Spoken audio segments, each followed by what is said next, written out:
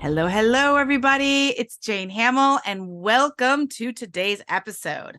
I'm so excited to have on one of my favorite clients and entrepreneurs, Grant from Roo Bike. Hello, Grant. How are Hello, you? everyone. You guys, Grant is going to tell us his story, particularly what happened with his first business, what he's doing differently with his second business now, how he's handling delays with manufacturing and even launching this new product, and how he's building his email list based on the lifestyle of his ideal customer, not just based around a product, because he ain't got no product to sell, which I know a lot of you have been there, right? So, Grant, welcome. Thanks for being here. Thank you. So, Appreciate it. yeah, you know it, man. So, like in two sentences, tell us who you are and what do you do? Cool. Well, my name is Grant, and currently I am working to develop both functional and comfortable mountain bike clothing. Um, that's the quick and dirty version of it. This is my second attempt at developing a clothing company, not because I love clothes. It's more from a functionality and a practicality point of view. The first company was the very same. I'm a very short guy. I'm 5'6". Always had trouble finding clothes that fit. Well, why not go about trying to fix that? There's big and tall stores. Why not short and husky stores, right? That's exactly what I need. Long story short, never done clothes before. Had to learn from zero to where I currently am about how all of this works, how do you do it, and made a ton of mistakes along the way. So I'm still in the stumble phase, but the stumbles are getting easier to recover from. So I Ooh, guess that's the easy way to summarize me. are we ever out of stumble phase? I wonder. Like, are we I don't know. ever out? Yeah, I'm just That's thinking the of like, weird fantasy in my head, right? Like someday it'll be like just all the gates are open and I'm just like full steam ahead. No, not let right me know when now, that but happens. Let me know. Okay, so let's take us back to the first clothing line. So you're working like a regular 9 to 5 type of job, and you're like, I see this white space in the market, and I'm gonna fill it. And what was it about that business that did work, and what didn't work? Let's just start with the first business first. cool. So again, it came from a complete need, and I just took a chance. I had a job, and it was uh, I worked really hard to get to a point in my career where I was, and I'm like, I hate every minute of this. So what the hell? Let's try something different. My Mhm. wife is the most amazing person in the world. She said, "Why don't you quit and we'll just figure it out?" So I had no idea for a business. I was thinking about buying a franchise, and holy crap, was that a terribly boring idea? Someone telling you what to do, and you have to pay them a bunch of money for it. No thanks. So I remember looking in my closet one day, and I'm a huskier, shorter guy, and so I always have to buy large shirts. And as a result, it looks like I've either stolen my bigger brother's clothes or I'm wearing a mini skirt. Like I look really, really sloppy. I'm never gonna fit into a medium. That's just the way things work in this world, right? So I had to figure out how I guess that's where it came from, right? Like why not make clothing that was appropriately sized for short guys? I cannot be the only one with this problem. Um, Kind of where that went was researching out how do clothes get made? How do you even begin this process? I had no Jane at first, right? I literally just went and did a whole bunch of research online. So it was like the worst of the worst. I'm taking online Mm. fashion schools. I'm taking like you name it. Like that's kind of my personality, over research. Uh, From my past career, that's what I had to do to get stuff done. You figure it out. You just get online and you do whatever you have to do to make the project work. I took that very same route, and I remember I stumbled across some like business how to seminar, and I was able to talk to the guy that was running the seminar, and he was interviewing me, and he said, "Tell me about your background." I said, "I used to be an engineer. I did all of this." And he said, "That's going to be your biggest problem as an entrepreneur. You're going to want everything to be perfect, and you're going to get stuck in that." And that is totally what happened to me. I had to have the perfect pattern. I had to have the perfect material. I had to have the perfect artwork. I had to have the perfect this. Meanwhile, months are going by and I'm not making any progress. I was stuck in that concept phase, yeah. and like it would have been way cheaper to buy a franchise because not only are you wasting time these things add up so quickly. Like the dollars just keep going and going and going. So long story short, I finally end up with some sellable stuff. You get hooked up with people, you find manufacturing, you find a pattern maker, you find samples, blah, blah, blah, blah, blah. And again, I thought the hole in the market was it would be a nice place to start with t-shirts because you can't alter t-shirts, right? As a short guy, I can buy any pair of pants and take it to a store and have them hem it. Yeah, it might look funny because the lines are wrong after you hem them, but you can't do that with a t-shirt. And what a simple concept and a lower price point to get across than like fancy dress shirts or fancy pants or blah, blah, blah. So I had three, it was the most simple idea, right? I had three different t-shirts, a plain black one, a white one with a design on it, and a blue one with a design on it. During all of this, I come to find out there are other companies selling short dude clothing. I had just never bothered to research that out. Even as a short dude, I never went out and Googled, hey, are there clothing for short guys? And that's another problem with, and I'll get to that eventually, but so I thought the hole in the market was high quality t-shirts with designs on them. Come to find out, no one liked my designs. I spent all Rude. this money. Very rude. Well, I get it. I spent all this money trying to develop this artwork for these stupid damn t-shirts, and no one liked them. The black t-shirts, they sold immediately. I ran out of those like immediately. And then at that point, it was like, I made a bunch of other mistakes. Like I thought to legitimize the store Grantley Clothing as a website, I had to offer different products, right? Instead of just focusing on a product, I added hats. No one gives a crap about hats, right? I added belts. I added this nonsense things that were not focused on what my core offering was. Yeah. So I spent a whole bunch of money on that. And again, I have inventory still sitting there. No one to this day has bought any of that stuff. So at that point, I had dumped a whole bunch of money and spent a whole bunch of time. And I was like, well, how do I get customers now? We can leverage our LinkedIn stuff. I can leverage, I was never a fan of the socials. I hate Facebook with a passion. Forgive me for saying that. I just do. Instagram, hated it. At that point, I was a consumer of YouTube, never really made any YouTube stuff. So I had spent all of this time making this perfect product and I had no customers. Seriously, no customers whatsoever. And I'm like, okay, now what? I was totally of the build it and they will come mentality, that silly movie, Field of Dreams. Totally where I was coming from. That movie. Except that he built it and they came, which doesn't usually happen. But whatever, yeah. It did not happen. And I think I remember catching how I ended up finding you was some sort of podcast you did for Magic or something. And you were like, you can either spend the time and develop a customer base or like organically, or you can dump a whole bunch of money into Google ads, Facebook ads, and whoever else ads and try to attract that customer, which is then what I proceeded to do. For some reason, Facebook immediately, it was when they were trying to change how they served and were fraud protecting. Week one, my ads ran on Facebook for like a day when my account got flagged as whatever they flag it as. And they would not let me advertise on Facebook, on Instagram, or any of their platforms. So I was dead in the water week one. Like the most frustrating thing I have ever had to go through. There is no customer service. There is no button to help resolve this. That was the last I counted. It was months, like multiple months before they would even respond to those. Fill out this form and tell us why you're a legitimate business.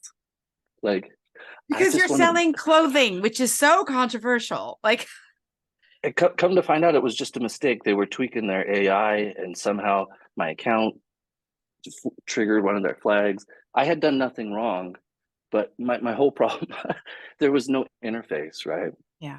And in the meantime, I have spent a crap load on Google Ads And here's the funny thing about another thing I learned. Most short guys don't consider themselves short guys and do not search out short guy clothing. I never in my life have. So I have learned a valuable lesson there. Um, Marketing to a particular demographic who has like a physical characteristic, like short like me, is really, really tough because and all of those parameters that you can try to target in your advertising, height is not one of them. Yes. And we tried to Yes. target wives like, hey, help your husband look nice and all that nonsense. But I mean, it was like thousands and thousands of dollars at that point. And the return was like, we would occasionally get a sale here and a sale there. And I was so desperate, I'd be like writing on the bottom of the invoice, hey, thanks for your order. If you tell us how you found me, I'll send you free crap. Yeah. Did No you one get did. any feedback? No. The No. orders that you got, so you did sell out of, a third of your products basically. Mhm. Which, so when you think of that, like you're like, well, I thought I sold out of the black ones. Wait, do you know where that traffic came from and how you got most of those sales? Yeah, most of them were from mine and my wife's LinkedIn and or Got existing it. socials. We just hammered our friends, Got it. and whether they were like, what's the word, charity orders, whatever, it didn't matter, right? It was so exciting at first, but that Yeah. excitement completely wore off when the other crap, no one wanted it. Like we couldn't give it away, If they basically. were truly charity orders, you would have sold out of all of it. So like, I don't, That's I would probably could take be. a little credit there, you know? Yeah. And I remember I had some issues with the quality of that black shirt that sold so well. Like there was a unique hemline that wasn't laying flat due Yeah. to the way they manufactured it. And the manufacturer's like, hey, you're selling out of those like crazy. Let me make you some more. And I'm like, you're not able to fix the quality concerns I have. I'm not willing to invest more money into this. So to be honest, it was a weird crossroads of all of these things that had me really thinking like, okay, is it worth it to continue? Yeah. And I'm sorry if this is too long-winded, but No, I, I am, this is a banging interview so far. Like you are helping these people. This is hey, very interesting information. Yeah. So you're like, okay, do I keep going with this or do I mhm. pause? So yeah. So while I was doing this, because I don't know anything, I'm searching for a whole lot of outside help, right? Help from Mhm. designers, help from you, help from like that's just my personality. I'm a geek. Like I absorb info like a sponge, and that's not always a good thing because it can leave you going 100 different directions, Yeah. and you're always trying to find the perfect way instead of just like F it. I'm going to try one way, and if it crashes and burns, who gives a crap? I can adjust. Right? That is a recent thing. That was not where I was when all of this was going down.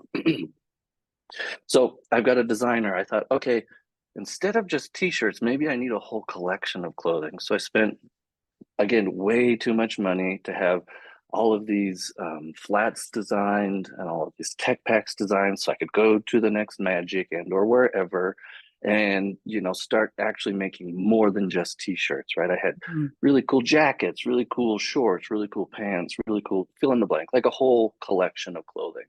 Okay. And the minimums at that point, it's like, well, you if you can find a nice manufacturer that will give you 100 MOQ minimum, you are lucky. But to be honest, 300, 500 pieces per unit is really what you're looking at. And when you're looking at multiple SKUs or whatever you want to call it, that Yeah. crap adds up so fast. We're talking like 50 plus $1,000. Mhm.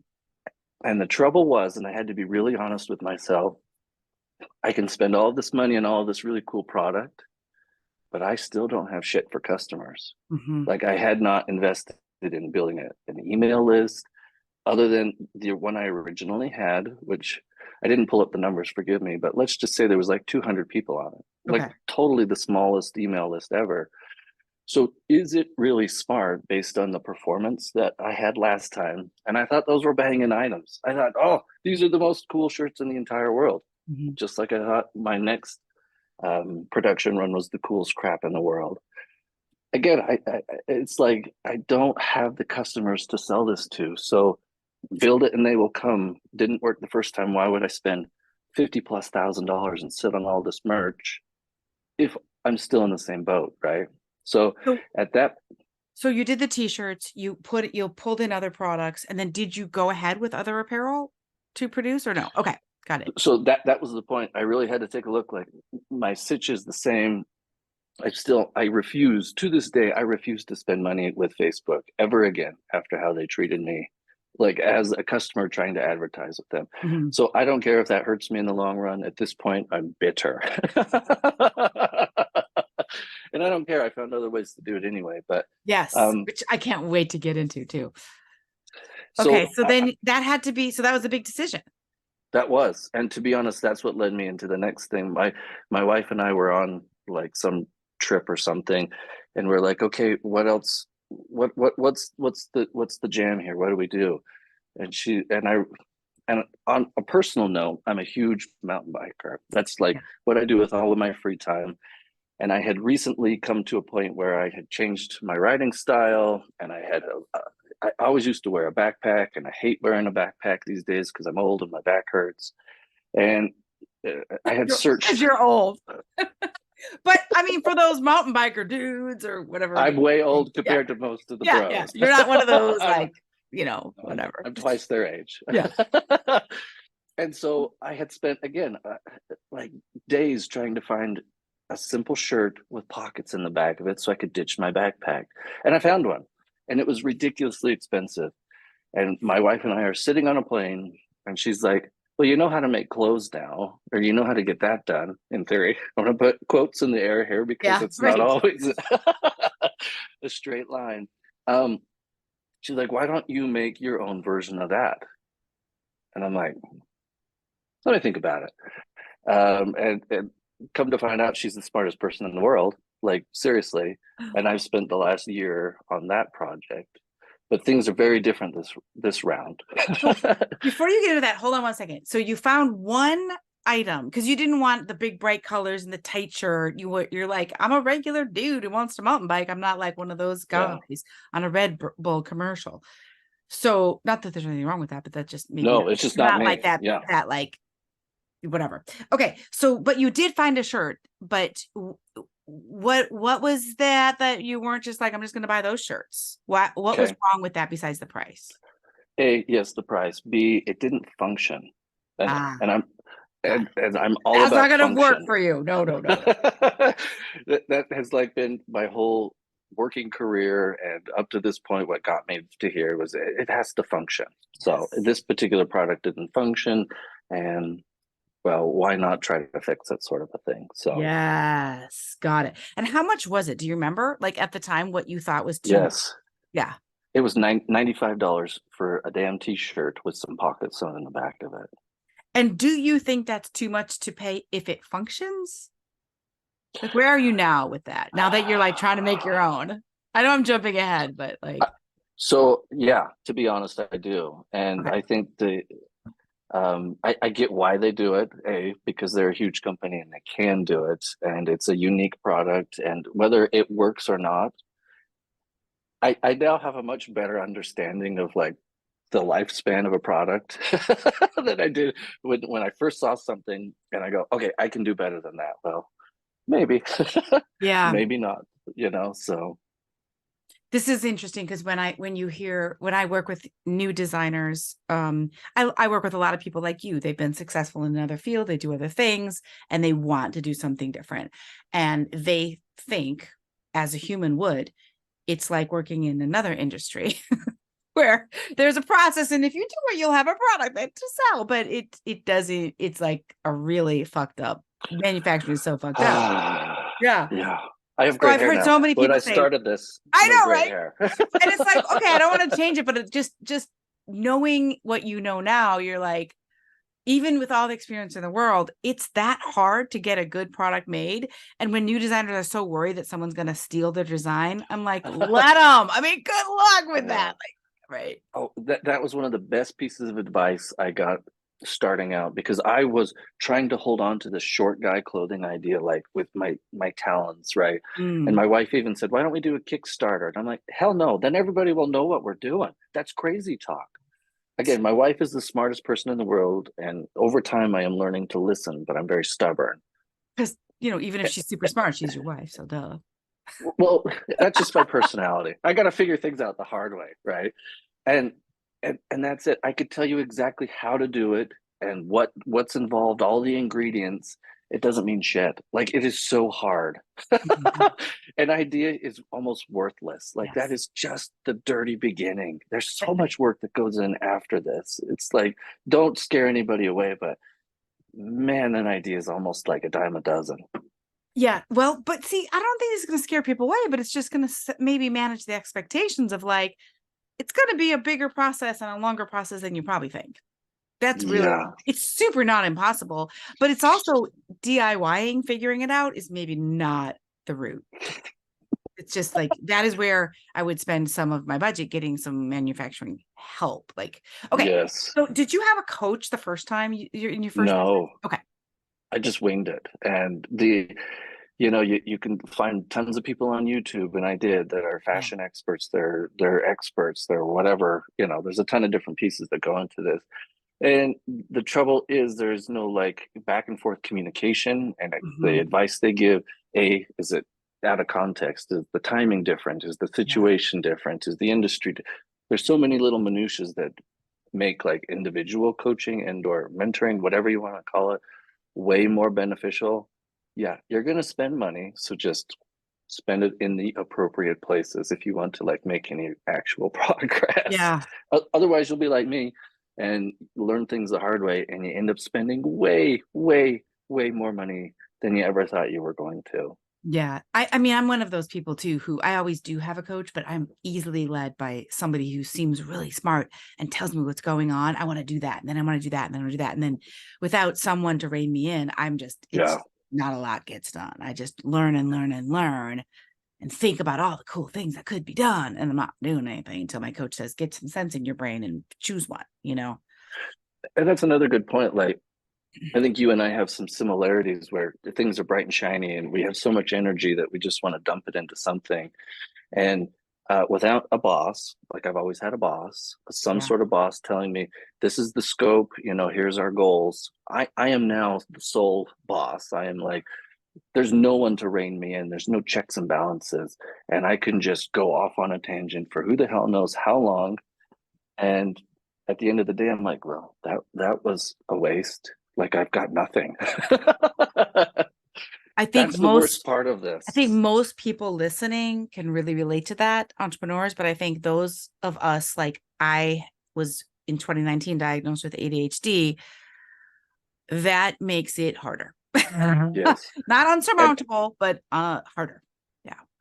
yeah, and I'll be honest, I have the same thing, right? Like officially diagnosed, whatever you want to call it, it doesn't matter. You just have to deal with what you have to deal with. And man, the checks and balances or accountability of some fashion it's critical. I would put that in. You need a computer, you need checks and balances. Like Yeah. seriously, it should be top of the list. At I least mean, it is for for me. I can me. only speak for me. Yeah. Yeah. Well, the two of us agree. Okay. And we both have coaches, and it's an honor to be your coach.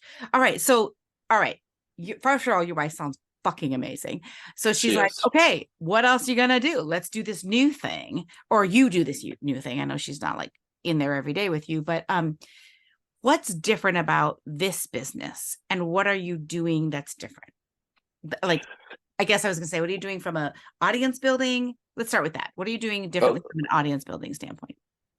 so I kind of see, I've taken this as like two parallel paths to the same sort of goal, right? There's product development, and then there's customer acquisition, if you want to use boring terms, right? Yeah. So um, my attention is focused both equally, at least at first, right? You still gotta get out. You have a concept. You have to have someone who has the technical expertise to put that together in a flat, build you a tech pack, so you can start shopping for factories and all that other nonsense that you have to do.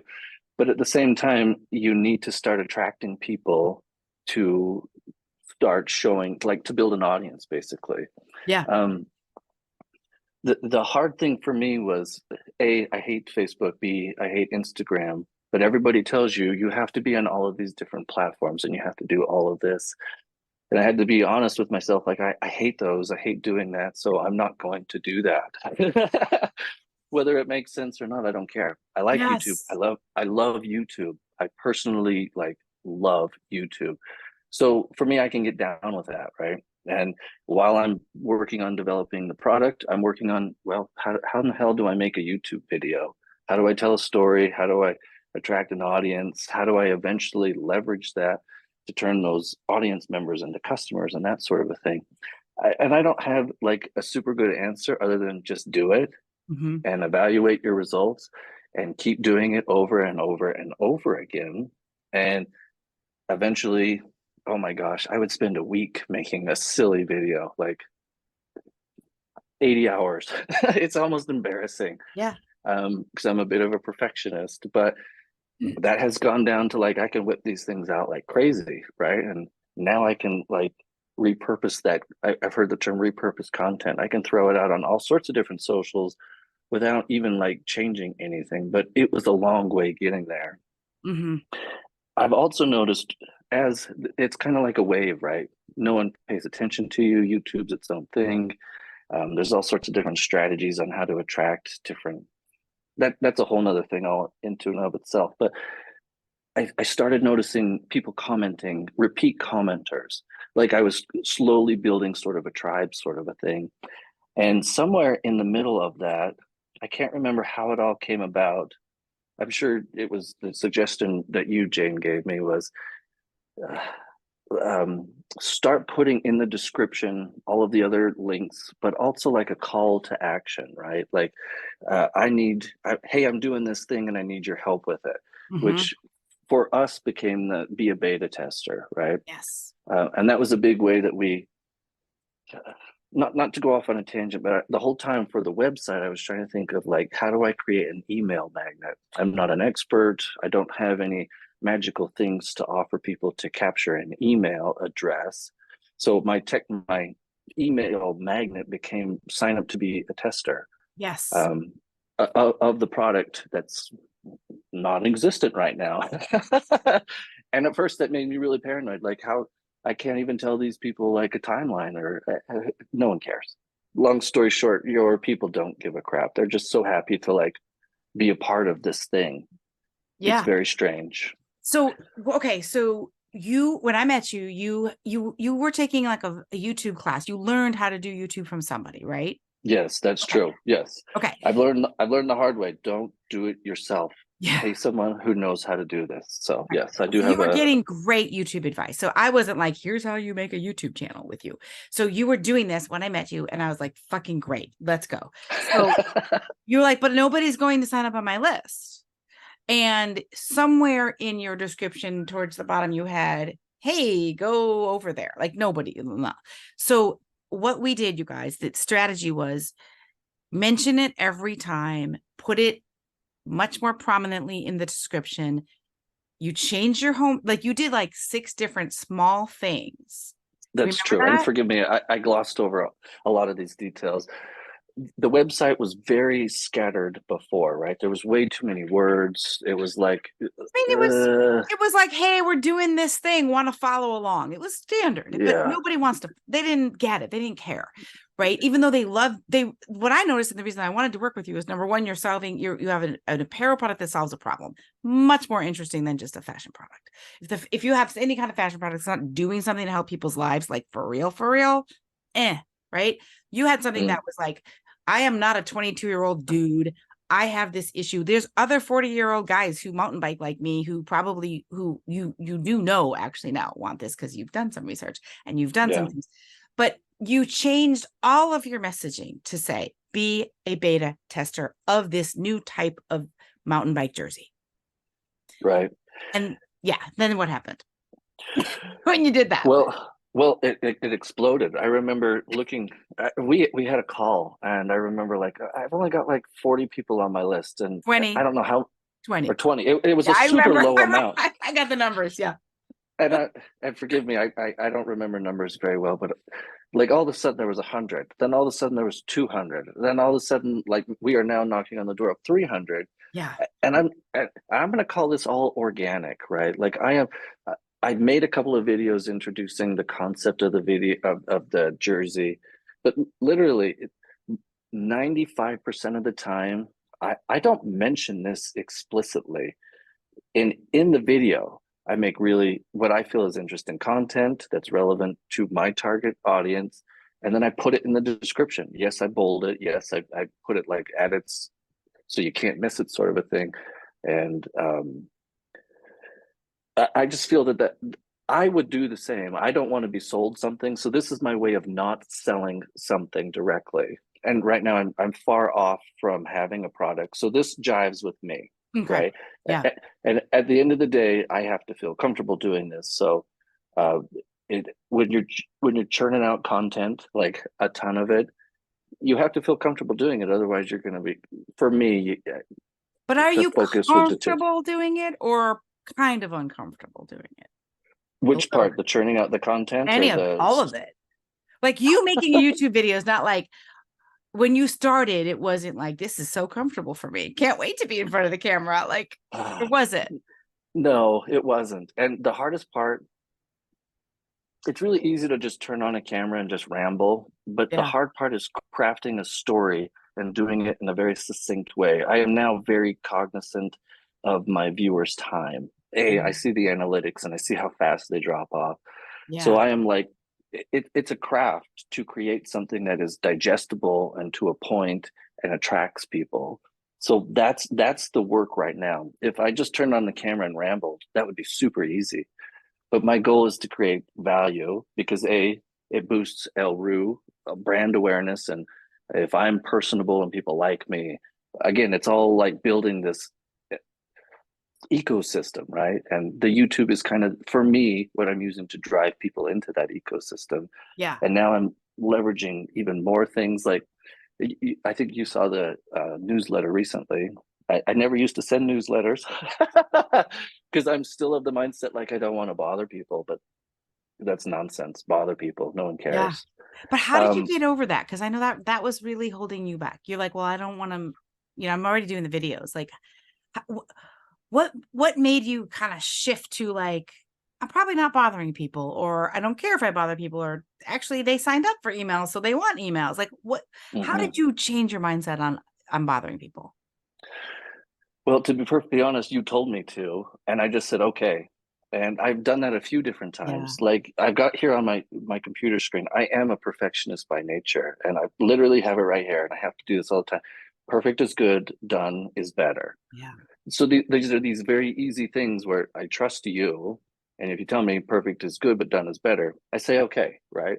I've Right. learned the hard way that my mind is not the end all be all. There are other ways that I need to be open enough to try the Mhm. experts like advice, right? What, like, why in the hell would I have an expert if I didn't listen to them? Yeah. So if an expert tells me, dude, it's no big deal, you're not bothering them, at some point I have to say, okay, I trust you and I will listen, I think I whether gave I you like some it or data not. too. I said being steady with your emails improves your open rates. Actually, you get fewer unsubs, and you're And a I data think guy too. You're like, yeah, and oh, that well, then in that case, fuck. and I think that actually helped when I saw Yeah. that there was like 100% open rate, or it was a ridiculous open rate and a huge click through rate. And like I started doing calls to action in the emails, Yes. and I could see that people were interacting with it. Okay, she was right. Like But no big deal. you are good at videos and you get so many comments. I mean, I don't know that Yeah, you realize how much these people like you compared to other people who start YouTube channels and it takes longer to get this kind of following. You're in a niche that you understand. You are the guy, you understand the guy. Your audience first, product second, like you're just you're really approaching this business differently, I think. yeah, and I think to kind of rein in all of my ramblings here, the big focus here, yes, product development for me in this particular project has been a real pain in the butt, and I'm still to this day working on it. Yeah. Um, I still don't have anything to sell. I still don't have a definitive timeline of when I'm going to be able to sell it. Um, that's fine. I can still focus what I can focus on. This is completely out of my hands, the product development Yeah. piece. I'm not making these myself, right? I literally cannot fly to wherever I'm having these made and do anything differently. Right. But what I can do is focus on what's in my court, which is attracting customers. And the way I'm doing that is YouTube first, and all of the other TikToks. That's actually been strangely successful for me. Don't know why. It has. Um, and then who cares about Insta and the other one, Facebook? They just get scraps. I could care less about them. And if you hate it, you hate it. Like, Yeah, I mean, yeah. Would it be a beneficial business thing? Maybe. Would it be beneficial for me to work on Saturdays? Maybe, but I'm not going to do it. Like, I'm not going to do like, it. I mean, no. And you know what? I can't get into my Facebook, by the way. Oh, And I'm so so, sorry. That's painful. no, dude, it's happened to so many of my customers, my clients. And now it's me, and I'm not shut down, but like blah blah, who cares? But I'm like, well, Right. I'm literally just gonna lean in harder to YouTube, because no matter Yeah. what I've done, and all of the get out of jail Facebook people can't get me out of Facebook jail. And so fuck it. There's Yep. YouTube, there's Google. They are not, it's, you do what you do. So, Exactly. okay, I just want people to understand. And by the way, you guys, I will teach this become a product tester strategy in a workshop soon. So watch for that. But basically what Grant's doing, I'm just going to break it down for you real quick. He went from mentioning it in the thing to changing his site to say, be a tester, be a tester, be a tester. In this case, it's a beta tester because it's a new product. But I have plenty of clients who use it as become a product tester for this either new version of a product or whatever, like, can you sleep in these earrings kind of thing. Like just a version of what you're already doing can be the same strategy. But so he sends people to be a product tester, a beta tester, and then they sign up, they take a quick survey, which gives you so much information about them, which you didn't Oh, have. Go this ahead. has become a gold mine. Like Okay, tell us. I cannot tell you. It's so originally it was just put your email here, right? Like I didn't have clear what they didn't know whether they were signing up for the newsletter. It was literally just like a box, a form. I don't know what it's called, like a Yeah, it was a Shopify thing form. where you Yeah, a form on Shopify. just an And I opt-in, had you guys, just a sign-up form. Yeah. and it was so irritating. I would see in my customer database, I would have half the time I wouldn't, there wasn't even a spot to put a name, right? I'd have to fill all that crap in later.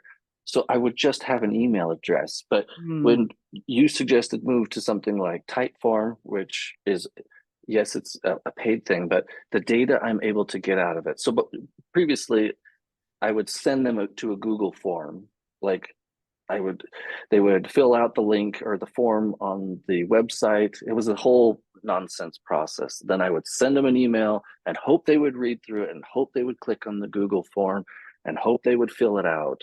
No, they made it very simple now. And I have so much data. I know where they live. I know what type of riding they like. I know what their pain points are. I know whether they've heard of the product before, whether they're excited about it. Like, yeah, it's 12 questions. And I'm so sorry to ask someone 12 questions, but holy shit, the stuff I get out of that is amazing. And I But know are if you someone, sorry? Because they not seem pretty really, happy. Yeah, you're not really sorry because anymore, right? no, because I'm going to give these people free crap. And I tell them that. Even if I don't pick you, you get a lifetime discount. This is not going to be the only product we have. You will get all kinds of free merch. You will get blah, blah, blah, blah, blah. So they will get something out of this, even if I don't select them to be a beta tester, because quite frankly, I have way too many emails now. I'm not making that many first run shirts, right? So um, the information is great. And there's even further stuff that I've been able to do with this to help build and entrench this kind of community thing with it. And it's amazing. So, It is so amazing because you have dealt with all the shizzle that goes on between your ears and worked through it. It's like, oh, I don't want to bother people with my emails. I can't have 12 questions. That's too many. I don't want to ask. We'll work on I don't want to ask them to be a beta tester in the video itself, but you're doing great. But I'm saying, I'm going to and I will admit there's keep baby pushing you. steps, right? Yeah. You know what? It's like, you want to eat right and be healthy? Okay, change your entire life. No one's going to do that. For a day. No You'll do one's that for gonna, a yeah. day. Like, how about this? Add vegetables to every meal. How about this? Add it in the description. And then but every week you kept coming back and we would just do the next step, the next step, the next step. And then even the slightly clunkier flow of getting them to take the survey, you're like, well, it's in the email. They're not clicking. Well, it needs to be way more obvious. And you're like, oh, okay, then I'll do it this way. But at the beginning, like you just came back and you just kept improving and tweaking and tweaking and tweaking. And that is what makes a successful entrepreneur. Not that you did it first, right? Perfect the first time.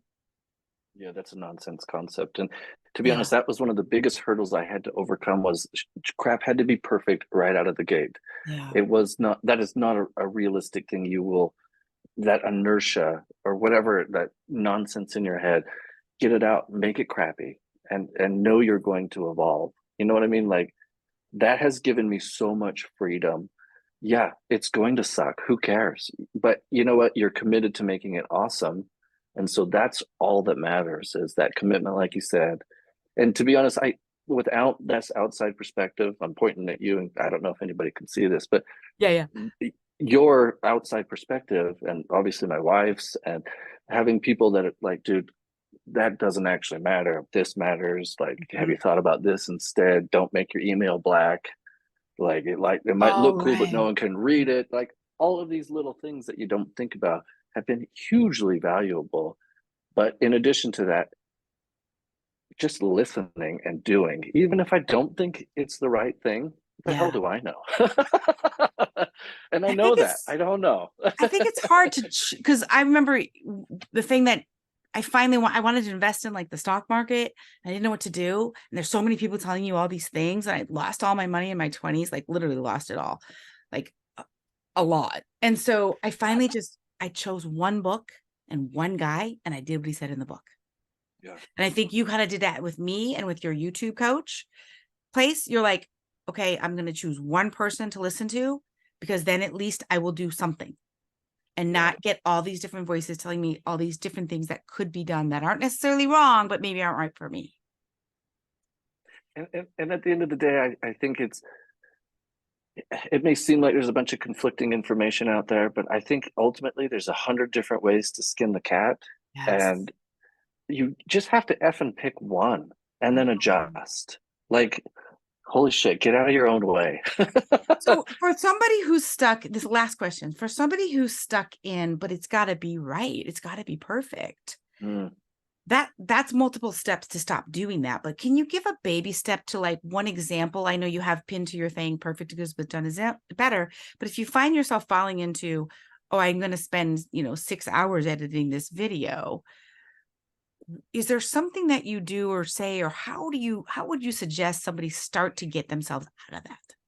Yeah. And that's a hard one because to me, I thought that was a mark of like work ethic. Yeah. I literally thought that was a positive character trait. And maybe it is in a different line of work, but um, I have to do this on videos even to this day. It's like a checks and balances system because I could geek out, I could adjust everything. Like there's a million different things on a video after you're producing it. I literally have to go, it's good enough. Like, and I think it was setting deadlines for me. If I have to pick something, set a deadline. And I think Yes. that was, again, something you told me. I write down, it's due at this time.